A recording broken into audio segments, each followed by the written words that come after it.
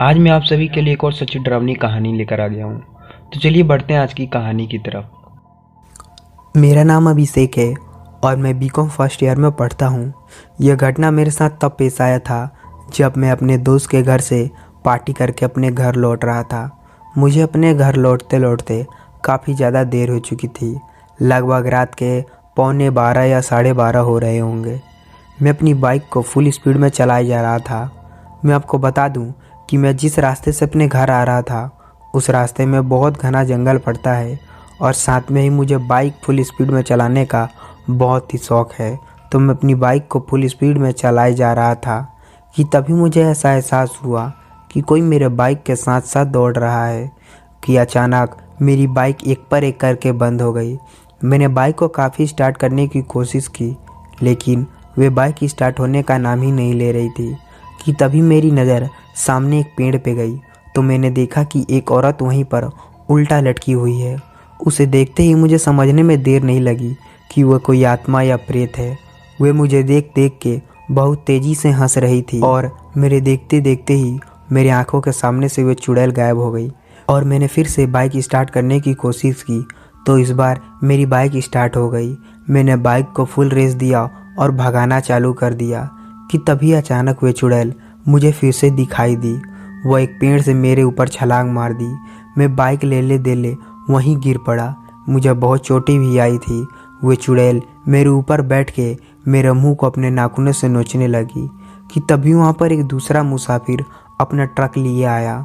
उसे देखता हुए चुड़ैल अचानक से ना पता नहीं कहाँ गायब हो गई। उस ट्रक ड्राइवर ने मुझे उठाया और मेरे घर तक पहुँचाया। मुझे रिकवर होने में लगभग 1 हफ्ते से ज़्यादा लग गया था। जब मैं रिकवर होकर अपने घर आया तो मुझे अब वो चुड़ैल अपने घर में भी दिखाई देने लगी थी और साथ में ही अब पैरानॉर्मल एक्टिविटी भी मेरे घर में शुरू हो गई थी कि तभी एक रात मुझे ऐसा लगा कि कोई मेरे घर का दरवाज़ा खटखटा रहा है।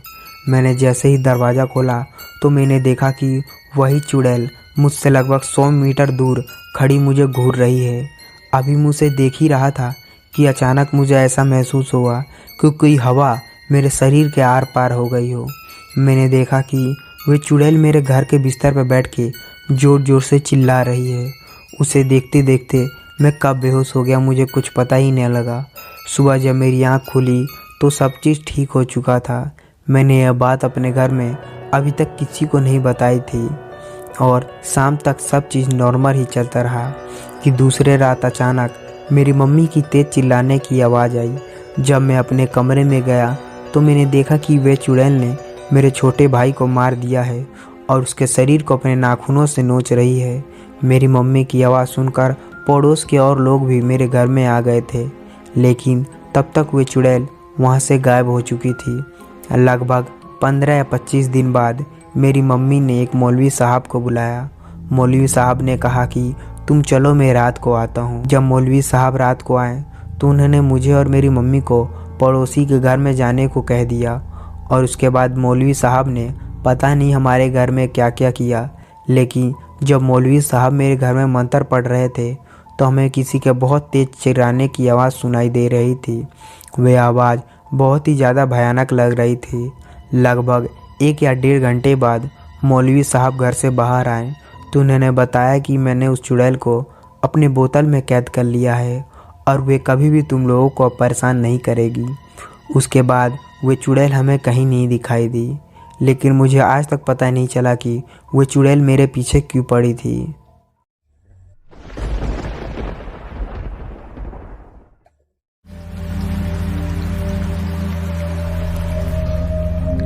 मैं उत्तर प्रदेश का रहने वाला हूँ। मैं भारतीय नौसेना का एक सदस्य भी हूँ। बात लगभग 4 वर्ष से पुरानी है।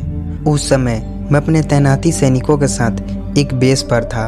नौसेना के अनुसार हर सैनिक को रात को 12 बजे से लेकर 3 बजे तक ड्यूटी करनी होती है। हर आदमी की ड्यूटी समय समय पर बदलती जाती है। रात के लगभग 10 बज रहे थे। मेरे एक सीनियर सर थे। उन्होंने मुझे आकर बताया कि आज मेरी ड्यूटी 12 बजे से 3 बजे की है। मुझे नींद तो बहुत आ रही थी, फिर भी मैं उठा और अपना मुंह हाथ धोकर ड्रेस पहनी और हेड ऑफिस के लिए निकल पड़ा। वहाँ पहुंचकर पता चला कि मेरी नाइट ड्यूटी बेस के ट्रेनिंग ब्लॉक में है। मैंने अपना ज़रूरत का सामान लिया जो कि ड्यूटी के बाद काम आता है और ट्रेनिंग ब्लॉक के लिए निकल पड़ा। मैं बताना चाहूँगा कि मैंने इससे पहले उस ब्लॉक के बारे में कई सी बातें सुनी हैं, पर मैं इन सब बातों पर विश्वास नहीं करता था। मुझे भूत प्रेत जैसी चीज़ों पर कतई विश्वास नहीं था। मैं ड्यूटी के लिए निकल पड़ा था। वहाँ पहुंचकर मैंने अपना सामान रखा। मेरे पास एक टॉर्च और एक डंडा तथा एक वायरलेस भी था। हालांकि गर्मी बहुत ज़्यादा थी, इसलिए वहाँ जाकर मैंने तुरंत फ़ैन चालू किया और चेयर पर बैठ गया। अगले दिन मेरा टेस्ट था, सो मैंने एक कॉपी भी ले ली थी। पढ़ते हुए कब रात के 2:30 बज गए, मुझे कुछ पता ही नहीं चला। उस ब्लॉक का एक तरफ का दरवाज़ा कुछ ख़राब था।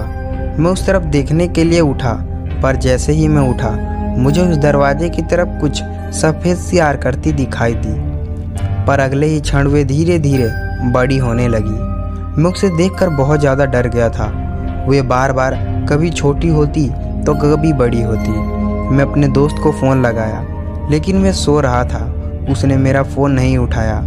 वो मेरे सामने टहल रही थी। मैं बाहर की ओर भागना चाहा, लेकिन बाहर बहुत ज़्यादा बारिश हो रही थी। लेकिन मैं फिर भी बाहर की ओर भागा, इसलिए मैं रोड पर जा गिरा। मैं चिल्लाया।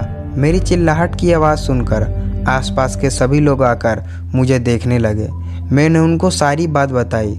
जब उन्होंने वहां जाकर देखा तो वहां पर कुछ भी नहीं था। मेरी तबीयत खराब भी हो गई थी। मैं नेवी के एक ही हॉस्पिटल में भर्ती हुआ। डॉक्टर ने बताया कि मेरे फेफड़े में पानी भर गया है। इस बात को बीते अब 4 साल से ज़्यादा हो चुके हैं। मेरी तबीयत में कुछ सुधार हो गया है। पता नहीं वह क्या था, पर वह मेरे जीवन की सबसे डरावनी रात थी और मैं उस रात को कभी नहीं भूल सकता।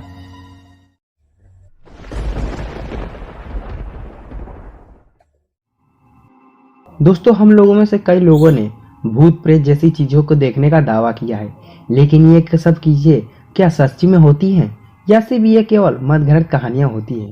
लेकिन दोस्तों, सबसे पहले मैं आपको बात बता दूं, मैं तो विश्वास करता हूं कि ये सब चीजें होती हैं, क्योंकि कोई भी लोग गलत अफवाह तो फैलाएगा नहीं। मानता हूं गलत अफवाहें बहुत होती है, लेकिन ये जो घटनाएं जो भूत प्रेत लोग अपनी आंखों से देखते हैं वो वही महसूस कर सकते हैं। तो चलिए कहानी की तरफ बढ़ते हैं। रेशमी गर्मी की छुट्टियों में अपने माँ के साथ अपने नानी के घर जाया करती थी। वे हर साल गर्मी की छुट्टियां नानी के घर ही बिताती थी। नानी के घर के सामने एक खुला मैदान था जहां वे सारे बच्चों के साथ मिलकर खेला करती थी। रेशमा की जो मौसी थी वो अभी अपने तीनों बच्चों के साथ वहां आई हुई थी। मामा के भी 3 बच्चे वहां पर थे। ये सारे मिलजुल कर पूरी गर्मी की छुट्टियां खूब मज़े से बिताया करते थे। नानी जी के घर के पीछे एक बड़ा सा बगीचा था। उसमें तरह तरह के पेड़ पौधे थे और उस बगीचे के पीछे बांस के बड़े बड़े पेड़ थे और इन सबके बावजूद एक बड़ा सा तालाब भी था। गांव के लोग कहते थे कि उस पोखरे में एक चुड़ैल रहती है जो कि हर रात बांस के पेड़ों से थम थम करके पानी में कूदती है और उसके पानी में छपाका मारते कूदते की आवाज़ सारे गांव वालों ने भी सुनी है। रेशमी भी यह सब आवाज़ें काफ़ी बार सुनी थी, पर कभी भी उस चुड़ैल को अपनी आंखों से नहीं देखा था। इस बार रेशमी ने सोचा था कि वह चुड़ैल को जरूर देखेगी। रेशमी ने अपनी मौसी की लड़की हेतल को भी बताया कि आज रात को वह छत पर से चुड़ैल को देखेगी। क्या वे उसके साथ चलेगी? हेतल ने कहा, हाँ मैं भी चलूंगी चुड़ैल को देखने। रात को 10 बजे सब लोग जब सो गए, जब हेतल को लेकर रेशमी छत पर गई। गांव में लोग तो 9 बजे तक सो ही जाते हैं, इसलिए 10:30 बजे तक पूरा गांव में सन्नाटा छा गया था। बिजली भी नहीं थी। गांव में पूरे गांव में अंधेरा छाया हुआ था और सन्नाटा पसरा हुआ था। हेतल और रेशमी छत पर बैठकर चुड़ैल का आने का इंतजार करने लगी। लगभग 1 घंटे बीत गए और ना तो तालाब से कोई आवाज आई, ना ही किसी चुड़ैल की भटकती आत्मा उन्हें दिखाई दी। रेशम और हेतल इंतजार करते करते सोने लगे थे कि तभी उन्होंने लगा कि तालाब में कोई कूद रहा है। सन्नाटे में अचानक छपाक की आवाज आई। रेशमी ने हेतल को जगाया और उन दोनों ने देखा एक सफेद सा साया बांस के पेड़ पर चढ़ती और फिर पोखरे में कूद जाती। रेशमी और हेतल एकदम डर गई थी। तभी पीछे से कुछ आहट हुई। किसी ने रेशमी को पीछे से पकड़ा। वो एकदम डर कर पलटी। उसने कहा, अरे नाना जी आप। रेशमी ने चौंकते हुए कहा, तुम लोग जल्दी नीचे चलो। नाना जी ने गुस्से से कहा। रेशमी और हेतल नाना जी के साथ नीचे आई। वे कौन थी नाना जी? हेतल ने पूछा। नाना जी ने दोनों बच्चियों को प्यार से समझाया कि वे जो कुछ भी हो, तुम लोगों को ऐसे रात में बाहर नहीं निकलना चाहिए। ऐसी भटकती आत्माओं को कभी भी छेड़ना नहीं चाहिए। आज से ऐसा कभी मत करना। रेशमी ने जोर देकर अपने नाना से पूछा, नाना जी आखिर वो है कौन? नाना जी ने बताया, वो हमारे गांव के बंदीधर की बेटी थी। जब वे 5 साल की थी तो इसी पोखरे में डूबकर उसकी मृत्यु हो गई थी। तब से रोज रात ऐसी आवाजें आती है। अब इस बात को तो 20 साल हो गए हैं। रेशमी और हेतल अब सोने चली गई, लेकिन वे बहुत डरी हुई थी। अब कभी भी वो उस पोखरे की तरफ नहीं जाती और ना ही कभी भी उस आत्मा को देखने की कोशिश करती हैं।